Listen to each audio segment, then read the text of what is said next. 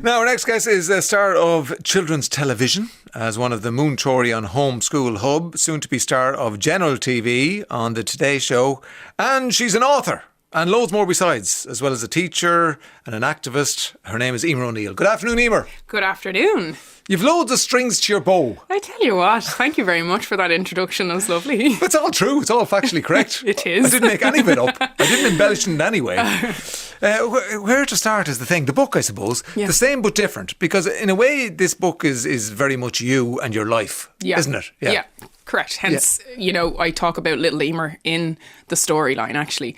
But I suppose the book it's a celebration of difference. And I found that when Black Lives Matter kicked off, I was looking for material to talk to my son, who was 5 at the time, about it. But I wanted Irish resources, Irish material, and we just didn't have any, And I do feel like racism in America is very different to racism in Great Britain, and very different again then to here in Ireland. And so that was really important for me to really try and have some sort of a resource for kids and parents and teachers and community groups to start these conversations, because they can seem very daunting. And I think with this book, it gives you a kind of an easier flow into the conversations that afterwards you might say, so, what would you do if you were Emer and in her shoes, or if you saw her in the playground, would you go and approach her, and I think because it's hard to teach empathy, it's hard to teach understanding and connections, but I think through stories and through reading, I think that really works for kids. If a child is constantly reading books where every character they see is a white person and all their toys they play with are all white and everything they watch on TV, every cartoon is white, you're not doing them justice, I think, in a certain way of opening them up to different cultures and ethnic background and minority groups. And I think it's really important to start that at a very, very early age, because kids recognize difference in faces, people they like, people they don't like, people who surround them. And I think the younger, the better, really. So this is for, 5, 6-year-olds? Well, I think this is, I say primary school level. My son was out with his friends showing off the book. I was so chuffed because it's not even, it hasn't been released yet. It's not being released until Friday. But to watch him be so proud of the book and go out and show his pals, some of which are 11 and 12, and they were really into it. So I kind of thought, I'm not even going to put an age limit on it, because I feel like you could be an adult and read this and think, right, let's really make it simple here. And both you as a child and as an adult, and Kai as a child, have suffered racism. Yeah, absolutely. And I think for me, I was away in America for 10 years, and when I came back, Ireland definitely looked different. So I just wondered, is it different? It wasn't as white. It was so diverse from the 10 years I was away. And I saw a change in every year that I would come home for a holiday, but I wasn't living here to live what that experience was like. And I think, when I came back in 2014 and I had my son, I started slowly realising that even though we looked differently as a nation, things hadn't actually changed below the surface. And it came to fruition to me really when my son started saying things like he wished he had the same colour skin as his dad, or hair that, would blow in the wind like his mates.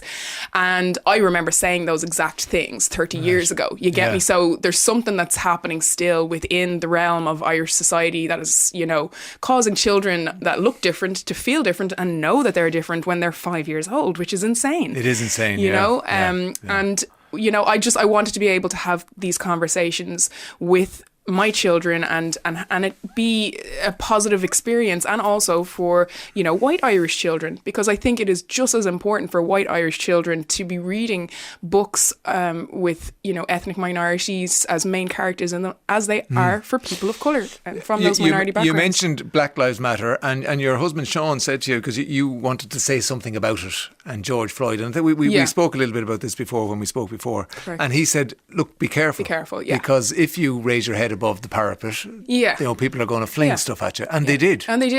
Exactly right. And I knew it would probably happen, and I understood his concerns. At the time, I just had my daughter, and I was suffering with postnatal depression at the time as well.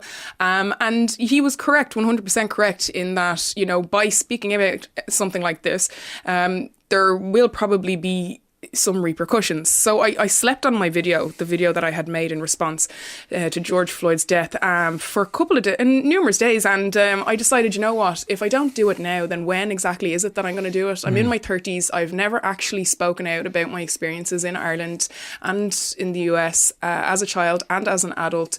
In terms of racism, and because I was afraid. I didn't want to. I already knew I was different and I didn't want to bring any more attention to me, you know. So the thing that was different this time around, though, was I wasn't doing it for myself. I was doing it for my kids. I have this pit in my stomach every time I think of my son or my daughter going through any of the things that I did, or feeling that I wanted to scrub my brownness from my skin, or any of the things, you know. It was a different time for me, and it wasn't for me, it was for them. Yeah. And it was important. It was so important. If now, not when, you know. Are you hopeful for their future in I Ireland? am very hopeful. I think there's been so many changes since I started this journey nearly 2 years ago, you know. I mean, I got the opportunity to go on RTE and do a piece to primary school level all about racism. And it was, you know, we talked about segregation, we talked about racism, we talked about, you know, I expressed time where I was in the yard and people wouldn't hold my hand. And it was similar to one of the girls who had psoriasis or eczema on her hands. And that was the way I was looked at, and I will never forget that, and I will never forget that feeling of not being wanted and kind of feeling like a piece of dirt, I suppose, you know, and not even worthy to hold somebody's hand.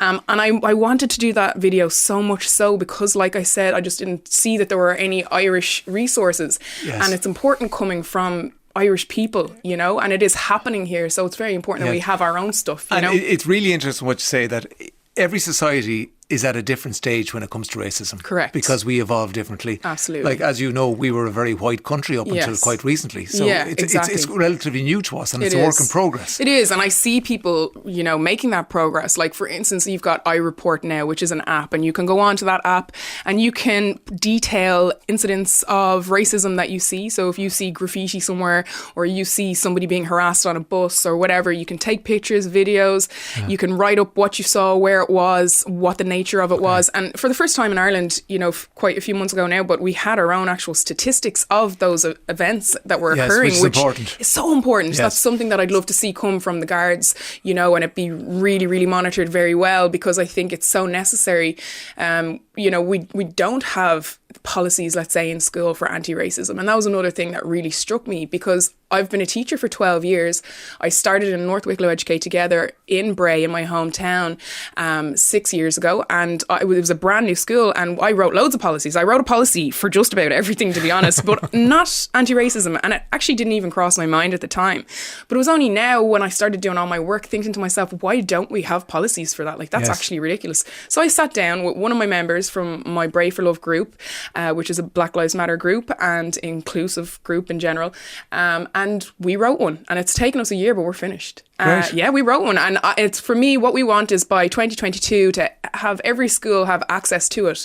Because the thing is about writing something like that is very hard, because there are no resources in Ireland for you to take things. There are none. Yeah. So, you know, we gathered information from England, from New Zealand, from the US, to all the time being conscious that it is New Zealand, that it is Ireland, to make it as much ours as we could. And I hope that when it goes to schools, that they too then can, you know, they can jig it around and make it their own. Yeah.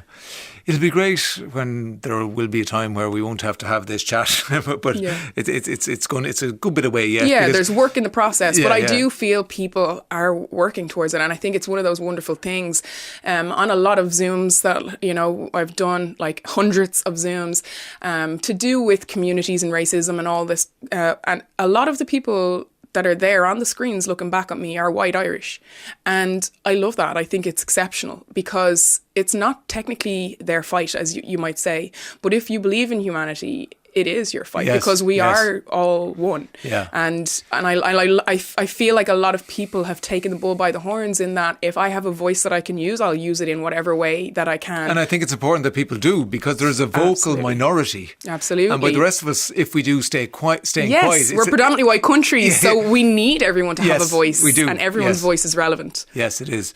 Now, on more exciting matters, no more sort of entertainment matters, I should say, that you're going on to the Today Show with Daithí O'Shea. I am. Is that advisable? Yeah. So you're going to be that's the presenter? Or? Yeah, I'm going to be co-presenting with Dahi. I'm stepping in for Sinead Kennedy. She continues with her maternity leave, and I had the joy of stepping in back in May. So I've actually done 2 shows with them already. Right. So I know what I'm in for. As they say, Emer, are you ready for the hot seat? And I'm ready. Like the crack was mighty.